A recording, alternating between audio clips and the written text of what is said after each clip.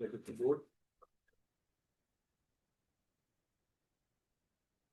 Yeah, Mike, I just want to ask, what comes to mind from Gunnar's performance the last time y'all played Ole Miss? What do you think about from his game that day? And that felt like one of those games where, despite the situation, he never was panicked or never felt flustered. How rare is that trait in a quarterback that he always seems to come up big in those big moments? I don't know. I can't recall had so many games, what game that was of the season, but I know he's had a few games up to that point. And, I think each game he gained confidence. And, we had a mantra that game that we were going to go out there and play free.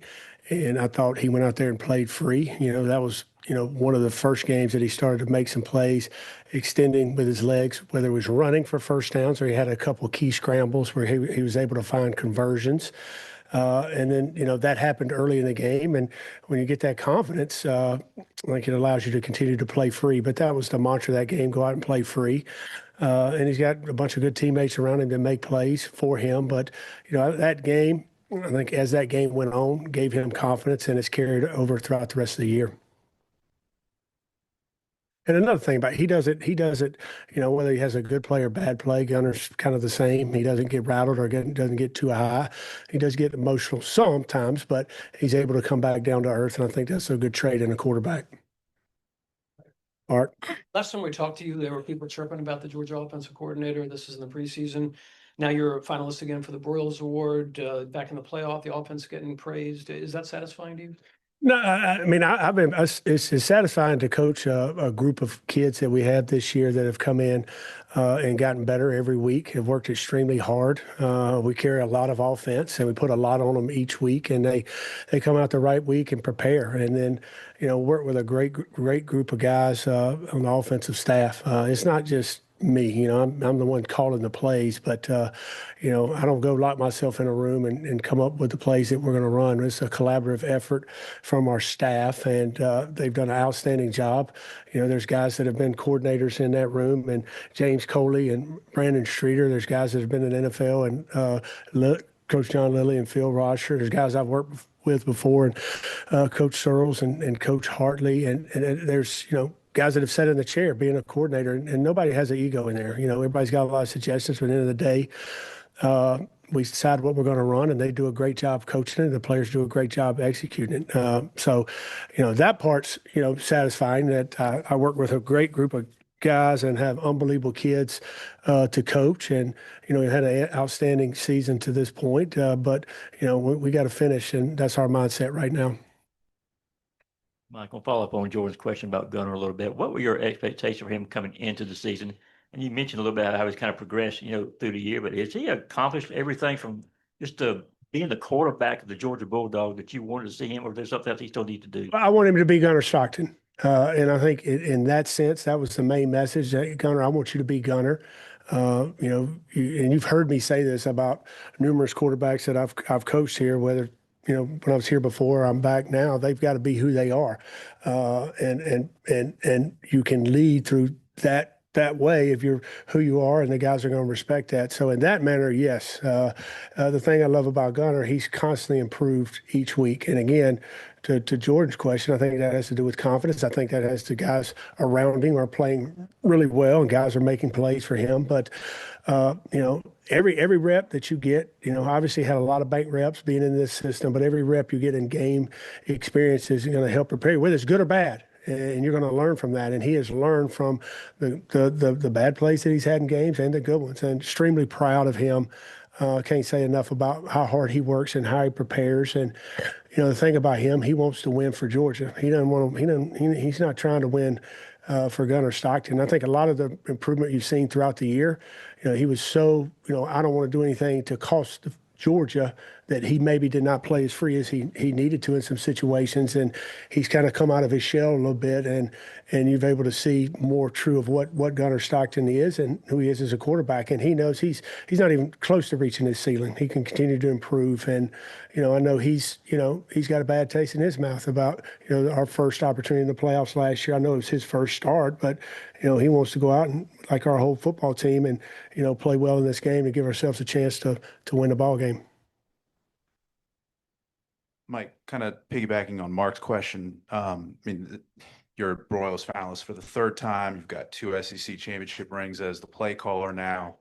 A lot of us have covered your whole career here, but do you need a national title to kind of, as the play caller, to complete your career here, or maybe finally shut everyone up? No, I don't listen to, the noise. I'm gonna sit here and say, hey, you don't hear noise, or, you don't pay attention to it. I mean, you hear it, but you don't listen to it. You focus on what's important. And what's important is those coaches and those players and me doing my job here at the University of Georgia for our head coach, Kirby Smart. And as a competitor, you want to win every game you play. And if there's a championship to be won, you want to win it. And, we accomplished one of our goals this year, and that's win the SEC championship. Now we got a chance in the playoffs to accomplish another goal. But, as a competitor, you want to win. And that's why we do this thing. We compete. But the other thing, why you do this and why I got into coaching is the effect that you can have on young men and helping see them grow. That's what I saw my whole life growing up, being a coach's son, whether my dad coached a team and they won the state championship or he didn't. That didn't change who he was and how he coached and how he loved on those kids. So that's why I do what I do, not for somebody to say, hey, you did a great job, you're a great coach. I want to get that letter from that young man that I coached 2 to 3 years from now saying thank you. That's why I coach. Coach, obviously you recruited Gunnar for a long time. He's now completed his first year as a starter here. Just looking back on his recruitment and then his time here, what are some of the things that was attractive to him as a recruit and that's come to fruition during his time here? Yeah, well, one, his skill set, his ability his toughness when you watched him play, even in high school, his ability to will his team to win or make plays. He was a playmaker.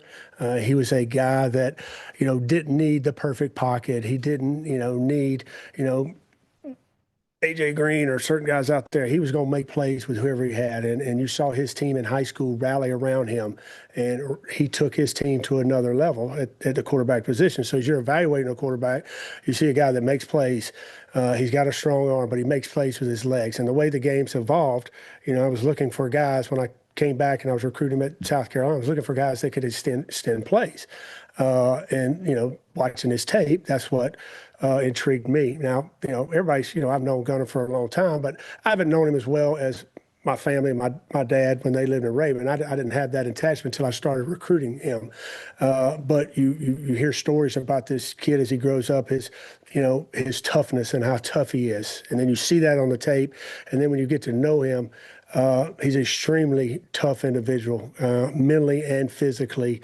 And that's what you want in that position, a guy that's tough. And you also want a guy that's humble, that goes to work every day, doesn't need to be told, that he's the greatest. He doesn't flinch if you get on him. He doesn't, if you say something positive or praise him, he doesn't get too high. He just goes to work. And, that's the thing I've been proud. And I'm fortunate. It's a joy for me to coach him and all those quarterbacks in our room. We got a bunch of good guys that come to work every day, but Gunnar is the guy that sets the standard in that room, along with Coach Streeter, and those guys have done a great job of making it about this Georgia football team and not about themselves.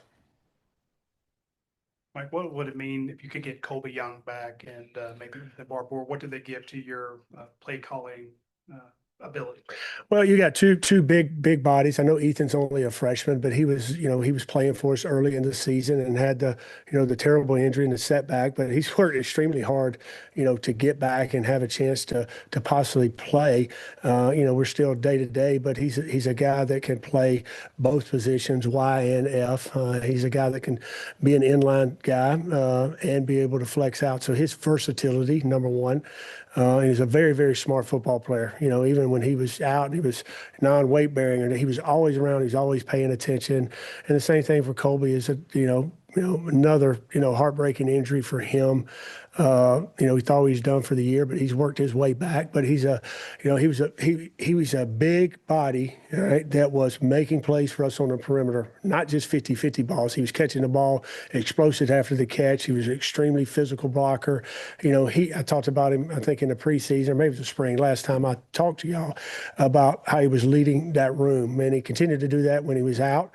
So, if we could get those two guys back and hopefully for this game, it's just two more weapons, that are at our offense's disposal and Gunner's disposal. At this point, we'll switch over to some Zoom questions. Yeah, we'll go to Zoom. Let's start with Charles Odom from the Associated Press. A reminder to everyone asking a question, please unmute yourself to ask a question and then mute yourself when you finish the question. Charles? Thank you. I know you guys had comebacks before the first Ole Miss game, but that was maybe the most dramatic to win the fourth quarter 17-0. Was that an important milestone type game as you look back on the regular season, and especially for your offense to be able to win a game where you had to really get into a scoring match? Anytime you can come back in a game and be able to score points and have to continue to do that, I think that gives you confidence. Obviously on the road, playing in Knoxville was big for our football team and big for our offense because we had to score in that game and was down, late in the game and having to score and get a 2-point conversion gave our guys confidence. There's always. We got confident kids. They're confident because they were really good in high school. But we like to humble you around here and let you know that it's not just about you. You got to go to work and play as a team. And I think that hardens them. It calluses in them. The way Coach runs his program, it makes you tough, not just physically but mentally, so you can handle those moments. And Coach Smart's teams do not flinch in adversity when they face adversity. We know it's going to come at every game, whether we first game of the season play in Marshall or when we had Ole Miss and we're down in the fourth quarter, however many points it was. We just, we don't look at the scoreboard. We say put the ball down, and we got to go out and make the next play. But to make those plays in competitive situations when ball games are tight gives you confidence going forward. And, and we've done it more than the Ole Miss game, but that was one in that game that I think has carried on and guys have continued to make plays in competitive moments. And there's no more competitive moment than in the fourth quarter, when you're down. So, proud of those kids, but they put themselves in position to make those plays by how they practice every week, how the pressure that's applied on them here in practice by our head coach allows these games to be easier. It might not seem easier, in the moment you're playing in a big arena, you're down, but what these kids face every day and what they go through, I think hardens them. I like to say calloused, for those situations. And, a lot of times they've come out on top because of their training.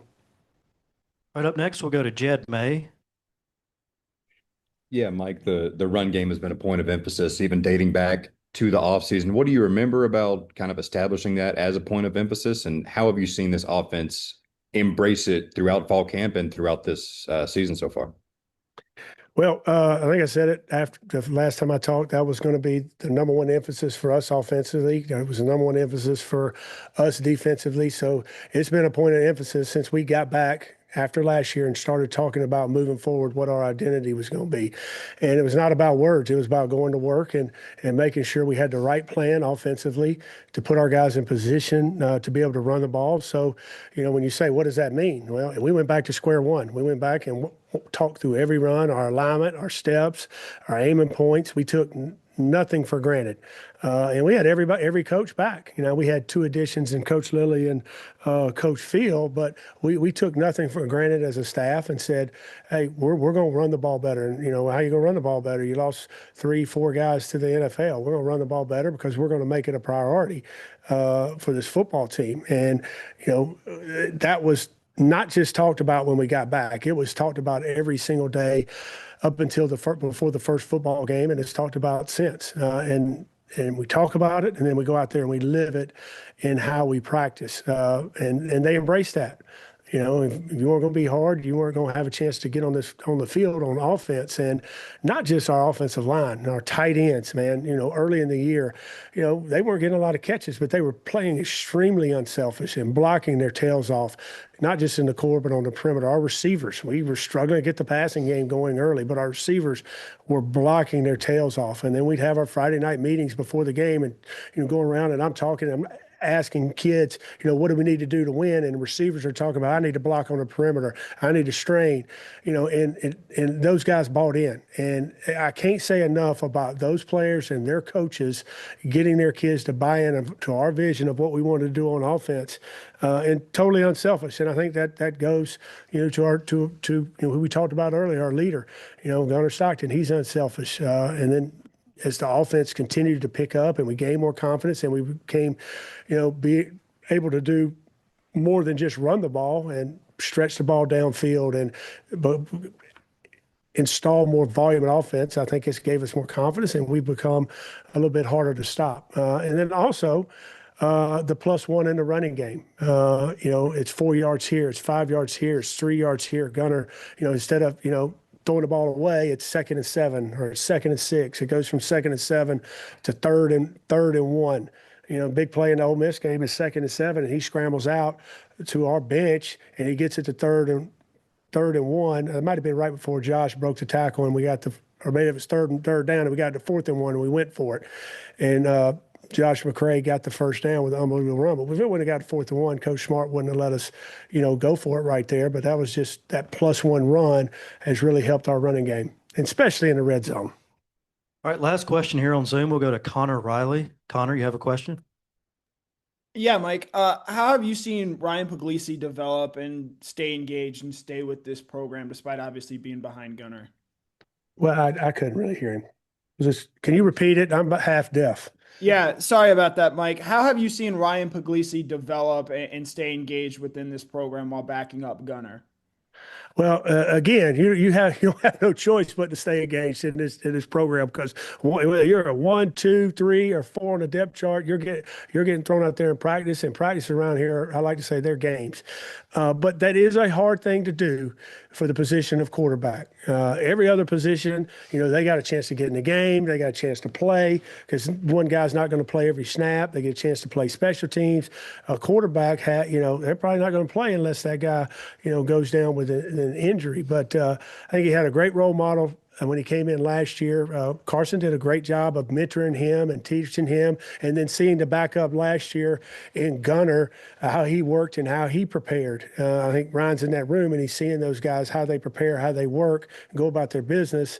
The starter and the backup, was good for him, good to see. And he's approached every day, whether he had a good day the day before or a bad day, of treating that day like he's the starter. And I say that all the time, and we say it, but that's hard to do. I had to get on Gunnar his first year. He wasn't doing that, and kind of took some steps back until I said, hey, man, every time we practice, this practice is like we're about to play Alabama. That's got to be your focus. And I say it in the meeting all the time. And I ask Gunnar, what did I say back to 3 years ago, Gunnar? And he'll repeat what I say. So Ryan's heard that. But Ryan's a self-motivated kid. He's got a natural competitive instinct, character about him. I think that's what drove him to come to Georgia, to play at a place like Georgia. He didn't flinch in who we were recruiting at that time, who we were recruiting after him. He's never flinched. He wants to be here. He wants to develop in this system, and he has developed. And he's got a ton of reps this year. He went from hardly getting any reps as the 3 to he's got, every rep as the 2. And, we see his development and really pleased of where he is, as a football player and a possible leader of this program. Coach, thank you. All right, guys. Painless. See y'all next year. See you Tuesday. Yeah.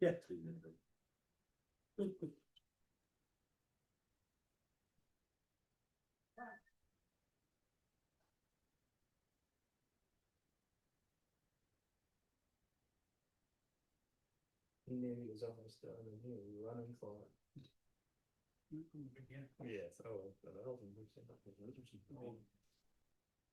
The head coach knows how to talk to me. All the folks out on Fort Collins. He did the same thing when he was a quarterback here. Yeah. Oh, quarterback? Yeah. Yeah. That's a question you talked to 15 maybe. From on way back. So you were before, yeah, I mean.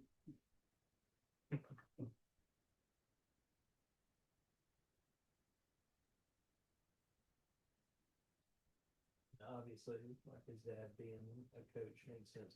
What's he doing? What's up? What's going on? Nate Frazier next up. Anybody has questions in person, just raise your hand and Haley will bring the microphone around to you.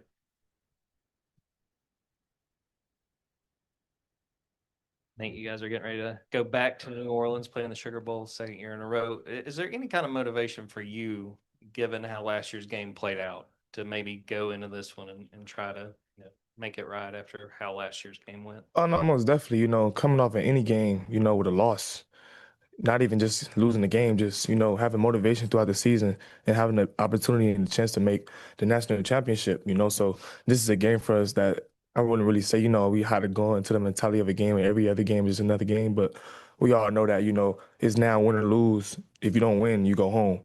So, that's the motivation right there. But most definitely going into this game, knowing last year we lost this game, how that went. So we most definitely got motivation from that. Question for Nate in the room. Nate, obviously, center positions suffered some injuries. Drew is not playing. Malachi's been in there. What have been your thoughts of just what you've seen with Malachi so far? Malachi has handled it very well. Malachi, I feel like Malachi has put in extra time and extra work. He most definitely waited his turn. He's a great player. He's willing to learn.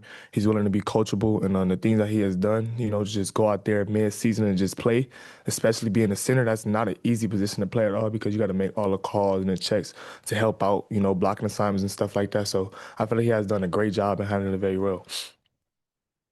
Nate, I want to ask you what you remember about that first game with Ole Miss. They scored the first touchdown the first 5 times they touched the ball, but to y'all guys' credit, y'all responded every time. What did the offense kind of learn about itself in that particular game, and how has that kind of carried ahead to the rest of the year? Almost definitely. I played Ole Miss now twice. I know that Ole Miss is a great team on both sides of the ball. They're very explosive offensively and they're very good defensively. First time I played when they made a core memory for me. Ball security wise, but I know they're a great team and they're not going to give up to the last minute. So that's what I know about Ole Miss for sure. It's been unique to see this year, Nate, with 2 freshmen, Dontrell starting quite a bit and Juan playing quite a bit. Just what can you say about those 2 guys as true freshmen and how important they've been to the offensive line? Oh yeah, no, it's definitely those guys are workhorses, and like I said about Malachi, they're very coachable and they're really to learn. And at the same time, they had a mentality of they want it just as bad as a lot of people that are successful want it. They want it. They're very hungry, and they're most definitely great players for sure. Anybody else in person for Nate right now? All right, let's switch over to Zoom questions. Yeah, let's start with Connor Riley. Connor, you have a question? Yeah, Nate, when you've scored touchdowns of late, you've dropped to your knees and put your arms in the air. What sort of led you to celebrate in that manner? This is on the Zoom. It's funny, but most definitely, you go through trials and tribulations in life, and one of the things I felt like at that given moment and through my life, going through those times, was I was just felt like I was fading away from Christ a little bit. So I wanted to make sure like everything happened for a reason, and the reason I feel like things are happening and going good, anytime things go good in your life is because of the man above. So I want to give all credits to him when credits is due, not just in private, but I want to do it in public as well. So I can try to influence the youth, because try to be a positive impact in the world. I know a lot of people is watching. All right, next up, we'll go with Jed May. Jed, you have a question? Yeah, Nate, we've heard all year about the running game being a point of emphasis. What's it like as a running back hearing that's such an emphasis week in and week out? And how have you seen this offense embrace that throughout this season? No, most definitely. It feels great as a running back because man, you about to get the ball that game for sure throughout the season. But most definitely one thing I've known and I've seen throughout my 2 years of college football is like majority of times the team that has the most rushing yards in a football game win the game. If you can run the ball and stop the run, that's something that Coach Smart has been emphasizing a lot during this season. If you can run the ball and stop the run, you have a highly chance of winning the game. It's really it's really a big deal for sure. All right, next we'll go with Tyler Comas. Tyler, do you have a question? Yeah. Hey, Nate. Hope you're doing well. I just wanted to get your thoughts on Ole Miss's defense. Obviously, they couldn't force a punt last time you guys played them, but they're much improved since. No, most definitely. Like you just said, they have improved. I watched multiple games of them, because I knew they were going to be a team that were going to be very good, and we had a high chance of playing them. But they're a very good defense, man. They're fast, they're twitchy, they got crazy athletes. They got this one dude, I think he's 6'9", I think we're number 51, but they hold front, their defensive backs, they're very fast, they're a very physical team. And from playing them the first time, I seen that. So they're a very good defense. They have improved a lot this season. Switch back to them person. Nate, what do you think is the biggest difference in this offense going into this week's game against Ole Miss compared to last year going into that game against Notre Dame? I feel like week by week by week, as this offense has played every single game, we have got a better like connection. We have had more like experience with each other. So it's just like a flow. Like we know what we need to do to go throughout the game to try to win. So I feel like we're more connected and know what needs to be done. Nate, for those of us who don't know what's going on in that running back room or on the sideline, when does Josh Crawford decide that you're in, or Chauncey Bowens is in, or Peanut, or Josh McCray? To us, we don't see the rhyme or reason to it. Is it the play? Is the formation? Who has the hot hand? What goes into the rotation? Honestly, we can put any running back in for in every play he wants to. Any play that we have in his playbook, every single running back that's in this room can play it. So honestly, that's a mind of his own. I can't really say that, but I know in his head, he can put in any single player that wants to be in for that play. Honestly, so yeah, I don't really know so much about that question either.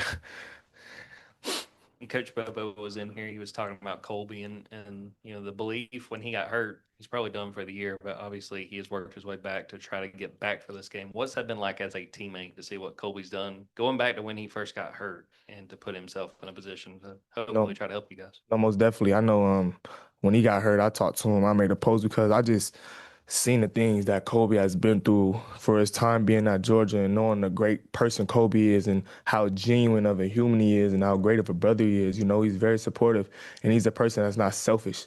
He always supports other people. So, seeing what he has done while getting hurt, knowing his injury, I was just thinking like, oh yeah, my God, it's done. But seeing him day in and day out, how seriously he took it, being in the training room and doing everything that he possibly can to get back on the field to help his team out, that just shows you the type of person he is right there. So to see him back and running routes and doing the things that he has done, it's just like, dude, that's nothing but God. That's a God's blessing, knowing the injury that he had. For sure. You have a question in person for Nate Frazier? Okay, Nate, I think you're good to go. Thank you. Yeah, for sure.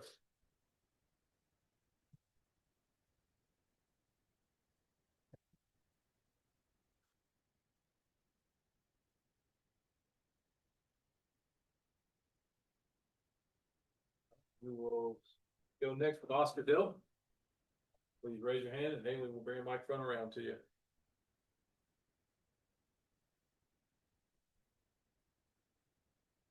Yeah, Oscar, I asked Nate this. I'll ask this to you too, as one of the older guys. With this game being back in New Orleans, y'all are playing in the Sugar Bowl again. Is what happened and how that game played out last year, is that any extra motivation for you going into this game? Oh, definitely. I mean, I think there are a lot of things last year that we could have handled better that we didn't. And just being familiar with New Orleans and the Sugar Bowl and what we did last year and just Coach Smart's plan and the coach's plan for this upcoming week, I think everyone's bought into it and I think we'll be able to handle it better than we did last year. Oscar, what's the difference in this offense going to this year's Sugar Bowl as opposed to last year against Notre Dame? I mean, I don't think it's just the difference in our offense. I mean, we have a whole different team. I mean, last year's team is a completely different team than this year's team, and just how we work and the players we've got and how everyone's bought in. I mean, it's just showing up all season, and it's continuing to show up every day in practice, and we're just gonna keep that going. You talk about Kirby's plan for New Orleans. Is it different than a typical bowl trip or playoff trip? Like what's different? I don't know about that. I mean, Coach Smart just he does his thing. He talks to coaches, he talks to the staff, and he comes up with the best thing for our team. And there are some things that we might have done last year and players might have done and kind of distracted ourselves. And I think he's just gonna help us kind of stay away from that and just we trust him and everything that he's got for us planned. What would getting Ethan Barbour back mean for the tight end room? Yeah, huge. I mean, Ethan's an unreal player. He's going to be playing football for a very long time. He's he doesn't play like a freshman. He doesn't think like a freshman, and just the versatility and just everything he brings to our offense is huge and can be used in every play. So it's gonna be huge to have him hopefully go out there. And I mean, he's been practicing well, and he's been feeling good. So I'm excited for him. Oscar, what's left of your Georgia career basically depends on how far you guys go, how many games you guys win. Have you thought about that at all? I mean, the fact that you got at least, I mean, you could have up to 3 games left, just that your time here is coming to a close soon. Yeah, I mean, we've been talking about that. I mean, kind of since Georgia Tech week. I mean, Coach Smart flashes up how many days guys have been here. I mean, Micah Morris is like 1,800 days. I think I'm around 1,600. So it's crazy. I mean, we got less than 1% of the time that we've been here since we enrolled. So just not taking these days for granted, and doing stuff that's, might be hard. It doesn't matter right now. I mean, it's less than 1% of the time that we've got left to this place, and I'm just going to give my all. And I'm excited to be here with these guys and these coaches, and just so grateful for this opportunity that I've had for the past 4 years. It's been awesome. Oscar, obviously, you had a decision to make after this game last year, and you decided to come back, knowing what's ahead of you guys with an opportunity to win a championship. How much of this opportunity kind of played into that decision for you? Oh, 100%. It was huge. Just knowing the guys that we have in that locker room and the coaches we have, and just, last year ended with a bad taste in my mouth. I think there was a lot more that I could have put on tape, and a lot more things I could have done to help the team and just help myself and my stock. So just coming back was huge, and just trusting all the coaches and all my teammates. I mean, living with Gunnar and Drew and all those guys who really haven't gotten the snaps they wanted in previous years, just being able to play with all those guys and really all of us get on the field together as we've kind of lived through college together. It was super cool and super fun. And, I'm really, really happy with the decision I made, and just, love this team, love all the guys on it. And, it's the people that make this place and the coaches, and just, could have made a better decision to come back for this. At this point, we'll switch over to Zoom questions. All right, let's start with Olivia Sayer. Olivia, you have a question? Mike Bobo was just in here talking about how he felt the offense played more free against Ole Miss. What do you think led to that change? I think just how we approach practice. I mean, beginning of the year, everyone was just trying to be super perfect, and just trying to, not mess up. And then as the games kind of kept going on and we became more comfortable, and guys just started playing football, there comes a point in time where you just got to let all that stuff go and just go to how you practice and your instincts. And that's why practice is so important here at Georgia. We practice so hard every day. It makes the games easy. So I think just guys started playing free and just started having fun. Up next, we'll go to Harrison Reno. Harrison? Yeah, Oscar, Kirby talked about after the Ole Miss game how Gunnar was kind of banged up that week, and they were wondering whether or not to include as much quarterback run game. What did that do for the offense and the team as a whole to see him go out there and perform the way he did despite kind of being limited during the week? Yeah, I mean, it's huge. Gunnar's, it don't matter what plays called, he's going to execute at his best abilities no matter how he feels. And to see a guy like that being on the field with him at practice, and just the way he practices and approaches every play and every rep is huge. I mean, we're out there the other day just doing a normal practice, and I mean, he's diving for first downs. Like, he's not a quarterback that just kind of jogs off. I mean, he's diving with his whole body and putting his body on the line. So it's just huge to see a guy like that cares so much about this team, and everyone cares about him just as much. So just have a guy like that in your corner is huge. Right, up next, we'll go to Jed May. Jed? Yeah, Oscar, Coach Bobo was talking about how unselfish the tight ends have been in the run game all year. With the run game being such a point of emphasis, what does that look like for you guys as tight ends week in and week out, knowing you're going to be counted on in such a big way in the run game? Yeah, I mean, it all starts in the offseason. Coach Hartley does a great job of just kind of teaching everyone the fundamentals and the ways to be the most successful run blocking tight end you can be. And, we pride ourselves on the run game before we get the football in our hands. So just being out there and just kind of starting to have everyone fall in love with blocking and, making plays in the run game opens up a lot for our offense. I mean, you can't throw the ball well unless you can run it well. So I think we all take pride in that. And we got some really physical dudes in that room that make those plays work. All right, last question on Zoom. We'll go to Connor Riley. Connor? Yeah, Oscar, what stands out from a player's perspective about what makes Mike Bobo such a great offensive coordinator? Yeah, I mean, he just trusts his guys. He knows the offense. I mean, he's been around football for a very, very long time, and just having a coach that was played here and has been in the same shoes as us is huge. He trusts his players, and we trust him. And just, when you've got a offense like we have and all the talented guys we have on that team, everyone kind of makes it all possible to call the plays he calls and have them executed the way they are. Back to in person. Oscar, I was just wondering if Gunnar was getting you guys a grief for you to go fishing with Luke Bryan the other day. No, I mean, I saw them go do that and it looked pretty cool. I didn't get invited, so I don't know. But, I talked to him a little bit about it and he said they had a good time. It looked super sweet. So I was jealous for sure. Sticking with Gunnar, going back to when you guys played Ole Miss in the regular season, you guys never have to punt. What do you remember about Gunnar in that game and just what he was able to bring for you guys? I mean, he was just so in control of the game. I felt like it didn't matter what was going on, what situation we were in. I mean, he was in that huddle and he was the man. He just took control of everything, and he didn't care what was getting called. He knew the checks for everything. He knew what was happening where, and he just played football like he did in high school. So I think he's been doing a great job all year, and it starts in practice the way he prepares. I mean, he's up here every night watching film for hours. So he's just that kind of guy. Going back to that first matchup, Lawson Lucky had quite the game there. What were your comments to him after that? Yeah, no, I was proud of him. I mean, he deserved it. He busts his tail every day. Our whole tight end room does. But I mean, just for him to finally get to have some catches and make some big plays like that was huge. I mean, it was no surprise to us because he does it every day, and we know what he's capable of. But just to see him out there get to do that is huge. When you committed to Georgia, I mean, I know Gunnar was someone who was trying to get you to join him. You guys have been together for 4 years. Just can you take me back to that first conversation and just has things worked out the way you guys kind of thought they would, or what's some of the things that have stood out about that first conversation you had with him about joining Georgia and that now that you guys have been roommates for 4 years? Yeah, for sure. I mean, this was always the vision. I mean, my first time ever talking to Gunnar was when he was actually committed to South Carolina, and I was pretty close to going to South Carolina.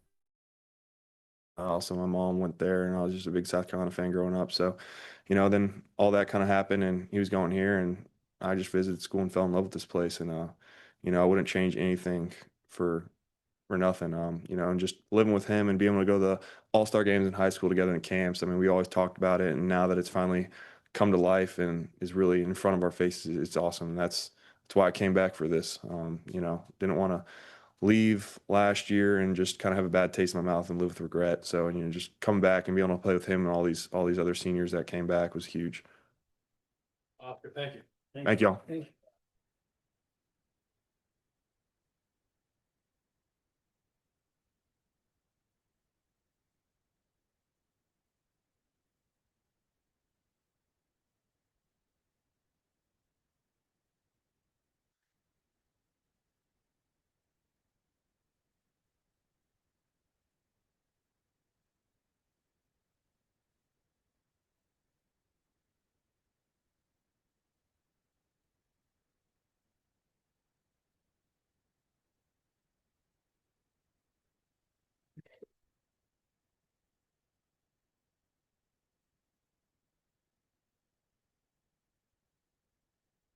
Next up, we'll get going with Gunnar Stockton. For the in-person crew, please raise your hand and we'll bring a microphone around to you.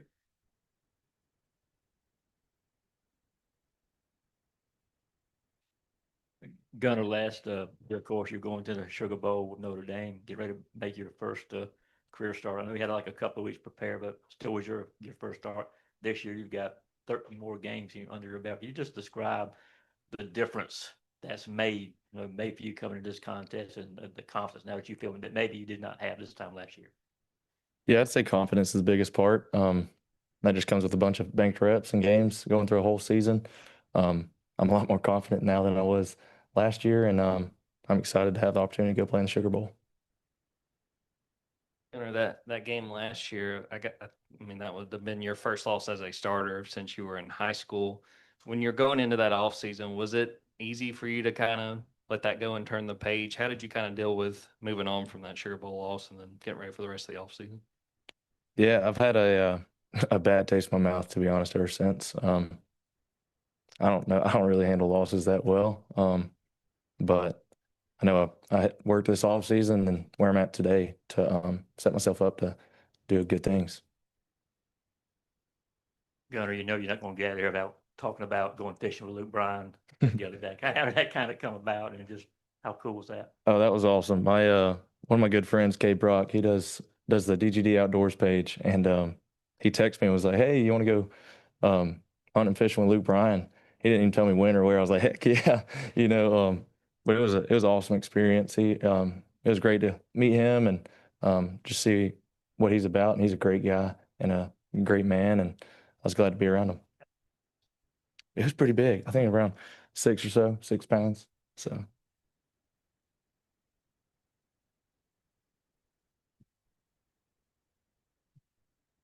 A year ago, could you have envisioned being seventh in the Heisman Trophy voting? That's a cool honor. As a kid growing up, watching all the Heisman winners and all the great guys up there, I don't know, this year I hadn't really thought about it, but as a little kid, I would have definitely said it was something I dreamed about. This game against Ole Miss back in October, you guys on offense, you guys never have to punt, and the defense for a lot of that game was struggling to stop Ole Miss. As the quarterback, were you paying attention at all to what was going on the defense? What was just sort of your mindset as that game was playing out? Yeah, it was a crazy game. But as far as us on offense, it was just like, hey, we got to do our thing and put a drive together and get in the end zone. And luckily we did our job, and defense did their job. And I'm glad to have another chance to go out there and play them. Gunnar, what about Mike Bobo kind of stood out to you, during the recruiting process, but then also just over this time you spent with him as your offensive coordinator? Yeah, Coach Bobo, he's a great coach to play for. I wouldn't want to play for anybody else. Just to see all the work he puts in, and just the love for the University of Georgia, and the passion he has for the players and Georgia is it makes everybody around him better. And he's a great coach to play for. And a lot of the conversation around you guys playing this game now is how much of a break you guys have had since the SEC title game. For you, just physically, how much better, how much rejuvenated or re-energized do you feel to have had a little bit of time between the SEC title game and this game? Yeah, I think the break, I think we've handled it well. We've had some hard practices, don't get me wrong, but I think we've handled it well, and just knowing when we have the hard practices, it's time to go, and don't take it for granted. So I think being able to take a couple of days off and give your body a time to relax was a big part too. In person before we switch to Zoom. One more in person.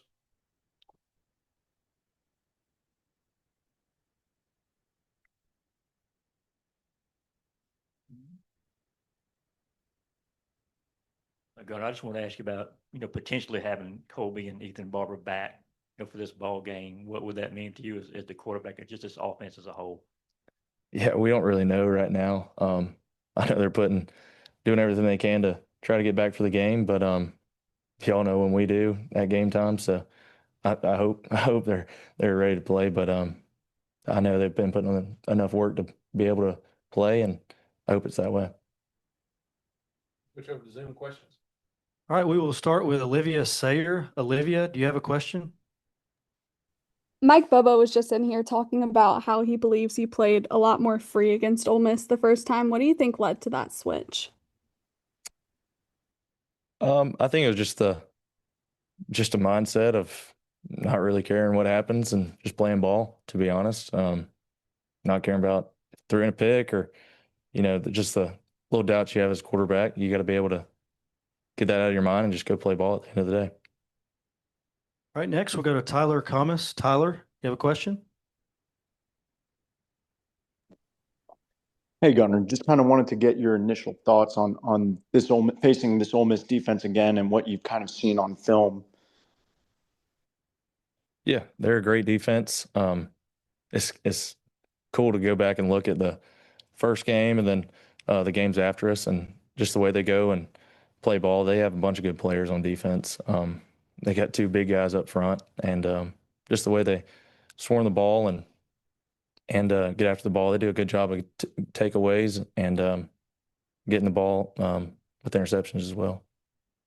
Switch back to in person. Seth? Gunnar, I don't know how much of an exception you are as a guy who's not a transfer quarterback, but obviously Ole Miss's quarterback is. The two guys that were in the national championship game last year were.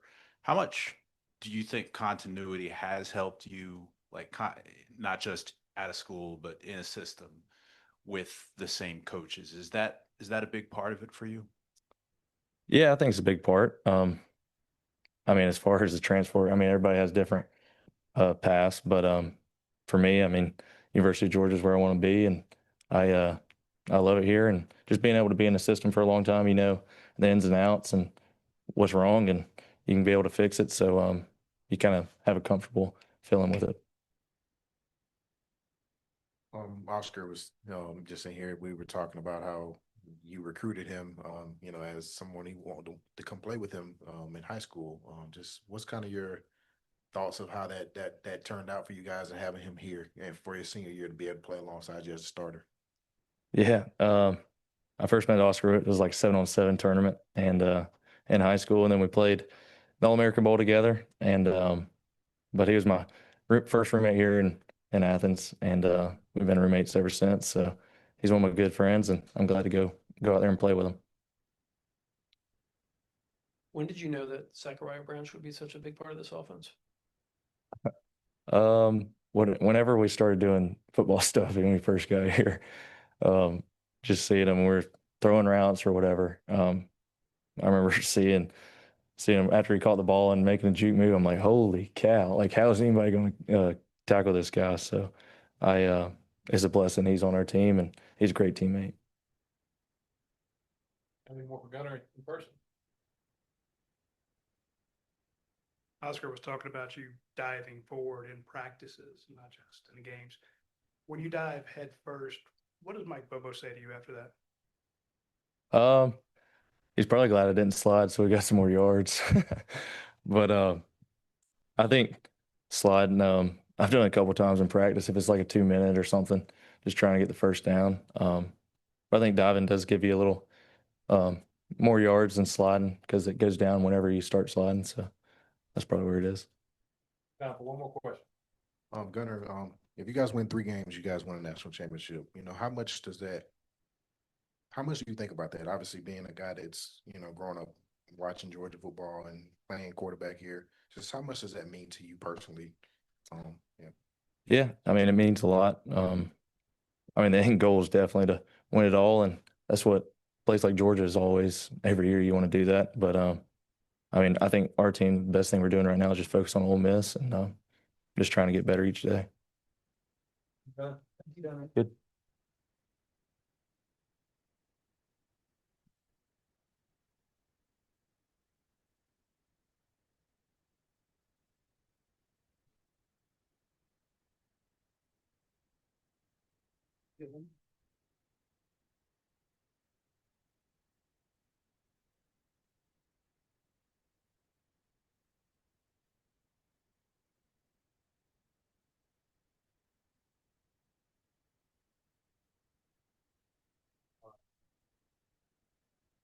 All right.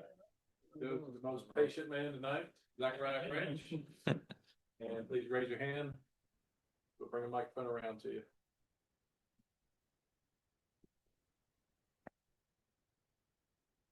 Zachariah, just I mean, Sugar Bowl was this week just completed an SEC championship season as as a part of this team now for the first time, and kind of going through what this team is going through right now. What's kind of stood out to you the most?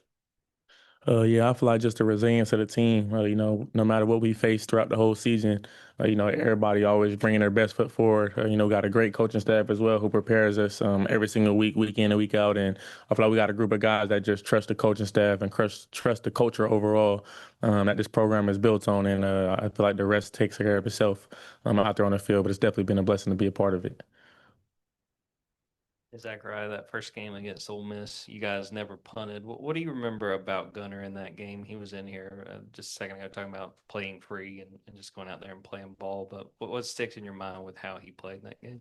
Oh yeah, he's a great leader. A lot of you guys probably don't see it because you think that he's just always just chill and just doesn't really say too much. But he took control of the huddle pretty much every single drive. Telling us that we got it and sure we gonna go out here and make something happen. And when he does that, and he's confident in himself. That makes us just play harder for him as well because we know how hard he's going for us. So I feel like he did a great job in that game. I'm just doing that in every other game as well. But I feel like everybody just feeded off each other with the same positive energy. And then, like you said, we didn't punt. Another in person for Zachariah right now. Yeah, just what's it been like seeing Colby work his way back and just the amount of time and effort he's put into it to do his best to be able to be back there with you guys? Oh yeah, man, he's a dog, man. Just to see his resiliency throughout the season, even when he wasn't playing, just having a positive energy, and still impacting the receiver room was something that, I really noticed early on, and I kind of like wanted to play harder for him as well, because, sometimes people could get injured and get taken out of the game, and then they kind of like disappear and like they're all down on themselves. But he was nothing like that. He had great energy, always encouraging the guys and things like that, and was working hard to come back, and he's looking pretty good. Zachariah, just what do you think of, your how you've been utilized this year and just being able to showcase your skill set? Obviously, you had this skill set, for 3 years, but just what do you thought, that Mike Bobo has been able to do with you this year? Oh yeah, I think he's done a great job. With the whole playbook overall, he has a lot of great plays that, he can draw up every single week, and things like that, day in and day out. So it's just really just trying to execute, the plan that they have for us, every single play. He does a great job, with the details. A lot of our guys do a great job taking, initiative to be on our details and things like that. Because, he can draw up the perfect play, but if we don't do our job as well, we can't make it happen. So we do a good job with trusting the plan that they have for us, along with Coach Coley. He does a great job with the details and things like that, to get us up to par, things like that. But it's definitely been a blessing, just to be on the SEC championship team, man, and, make history with these guys and have fun with the guys in the locker room, and just have this opportunity to be here. One before switching to Zoom. You're in a program that's been pretty regular participant in the college football playoff the last 5 years. What's it like for you to have your first chance to do this? Oh yeah, man. I mean, it's a dream come true. These are moments that you always work for as a kid. Just watching. I was just talking to a couple of my friends. One of my best friends, he plays for Indiana too. He's went to a couple different schools and things like that. But we were just talking about like, during COVID and things like that, we were just working hard. We didn't know if we were gonna have a season or not, but we just, just stayed resilient and just stayed down and trusted the process of, wherever God was gonna lead us to where we are today. But we were like, man, it's crazy. We used to just be watching these games and things like that, like, who you think's gonna win? But now today, we in it. So it's pretty cool just, to look back on the times and, where you came from and how life has just evolved over time and, all the things that led up to this moment. It's pretty special. Jonathan Brady, he plays receiver, Indiana. Switch up to Zoom questions at this point. All right, let's go to Zoom. We will start with Connor Riley. Connor? Yeah, Zachariah, Georgia takes so few transfer players, and for you to have had the season that you've had, what do you think allowed you to be such a successful player here at Georgia after transferring in? I would say, first and foremost, I'd just say it's just God, just trusting the plan that He had for me. And secondly, I would just say the discipline and consistency that I built this year. Just learning from the coaching staff and just seeing how the culture was and things like that, and just holding myself accountable. No matter how I feel, like I just do my extra stuff every single day after practice since I got here, and since fall camp. I've done the same routine every single day, after practice, whether it's like my extra catches or just hand-eye coordination stuff.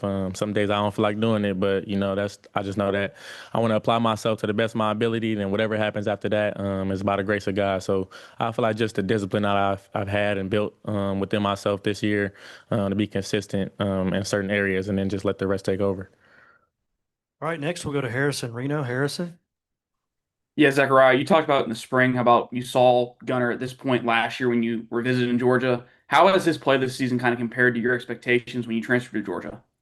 Oh yeah, I mean he's everything and more, man. Like I said, when I first came in not even in the spring, just on my visit, just getting a chance to see them because they're actually preparing for the Sugar Bowl when I came up here. So it's actually crazy. Like time Time's flying, but I just saw his will to win and just the competitive nature that he had in practice and the way he carried himself. Like I said, just that leadership in the huddle, just that dog mentality that he just plays with every single day.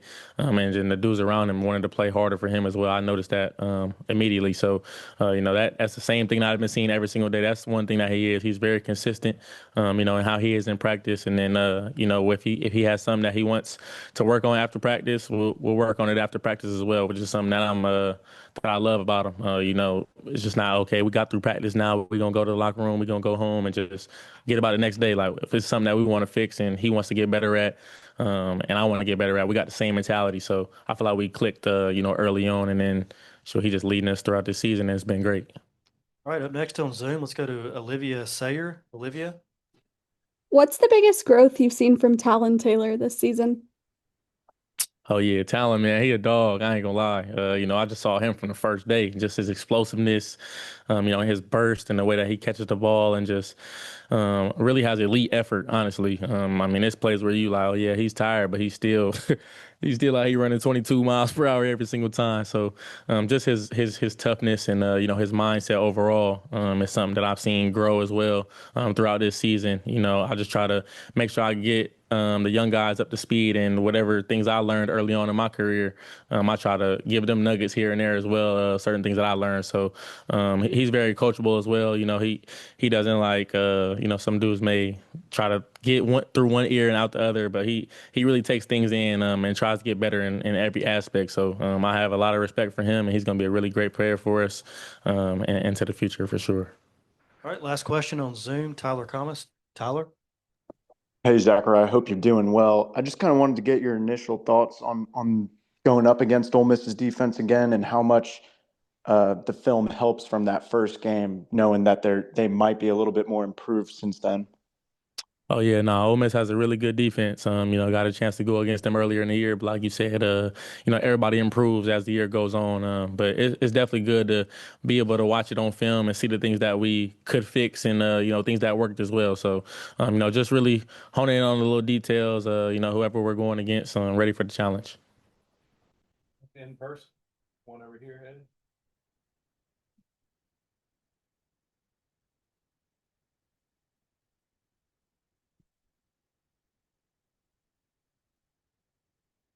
Zachariah, we're always asking your teammates about the impact that you've had on them.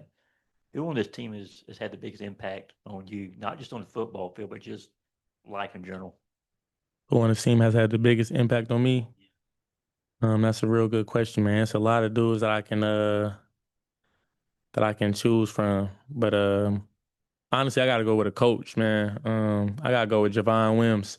He just really just teaching me the ins and outs of certain things because he's been to the level that we were trying to get to as well. So, just talking to him every single day, some coaching points and things that he has, after practice with me on certain routes and things like that. Like he doesn't have to spend the time to, do certain things like that. And then just talking to me about his journey, along the way, and things like that is something that's, really shaped me. And I'm a man of faith as well. And he is too. So, just hearing his journey and his testimony and things like that, things to look for in the future, certain things that might get thrown at you and things like that. So I'm just having real conversations with him, off the field with whether it's football or off the field just as a person. Those really, stuck with me for sure. So I'm grateful for him. Zachariah, that'll wrap you up. Appreciate you guys. Thank you.